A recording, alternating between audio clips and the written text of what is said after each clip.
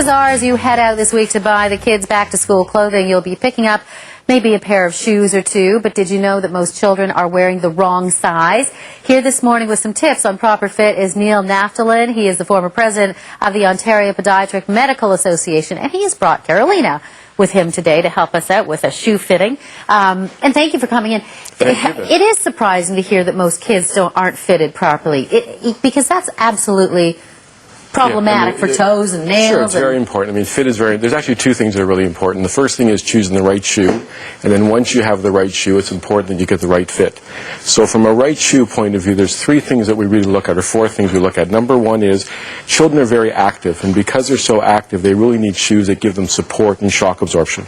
So the first thing you're looking at when you have a shoe is, number one, you want a shoe that has a firm heel counter. So some if it's very, very flexible, they're not going to give support. Secondly, because the foot does bend at the ball of the foot, the shoe should have dwell. So you should be able to get some flexibility at the ball of the foot, but you want some stability in the rest of the shoe. So if you're taking the shoe and the shoe bends really easily, for instance, you can take a shoe like this and you can just fold it in half, so or twist it like a ballet slipper. There's not a lot of support. The other thing that's very important when you're choosing a shoe is that children's feet perspire a lot, often more than adults, especially if they're very, very active.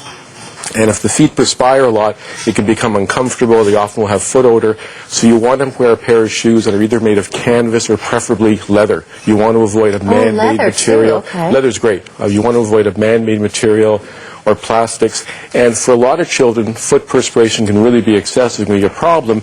And actually, Carolina's holding a shoe here. This is a shoe made by Geox, which actually has a special technology.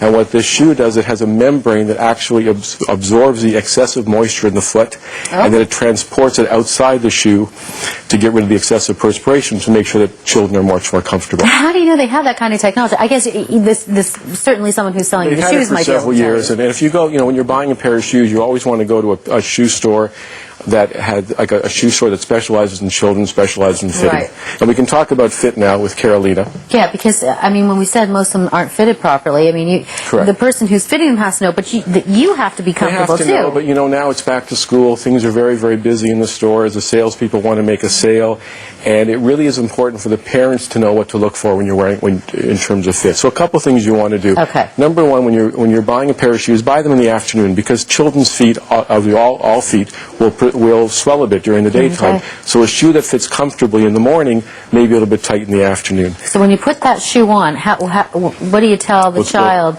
Well, we're going to go to that in a second. The second thing you want to do is make sure you go to a store where they measure the feet. Okay. Okay, and also, but one thing that's important is it gives you an idea of the shoe, but a size 5 in one shoe may be different than a size 5 in the other shoe. So once you've had a shoe, you're trying it on. Carolina, you can stand up for me. What you want is you want to have the shoe, you want it to be snug in the heel.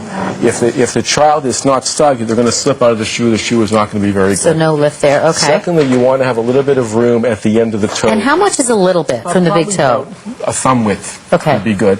And you can tell that there should be, you shouldn't be able to feel the toes when you're touching it. And Carolina, can you wiggle your toes? She should be able to wiggle her toes comfortably. You can do that.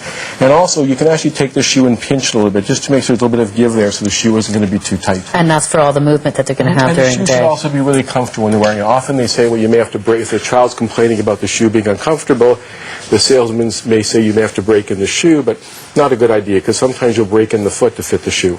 And then once the child's wearing the shoe, make sure they're doing the fitting and testing it with the child standing. And then what you want to do is have the child walk and just make sure they're comfortable, they're not slipping out of the shoe, even running the store. You can't run here, but even running the store. But if you're walking, just make sure that shoe is kind of holding your foot and feeling really comfortable. Okay, Neil, Carolina, thank you so much for coming in. Thank you. And now new trends emerging in schools. All right, thanks, Bev. Technology and education philosophy have vastly changed the way kids are learning in the 21st century. Here to tell us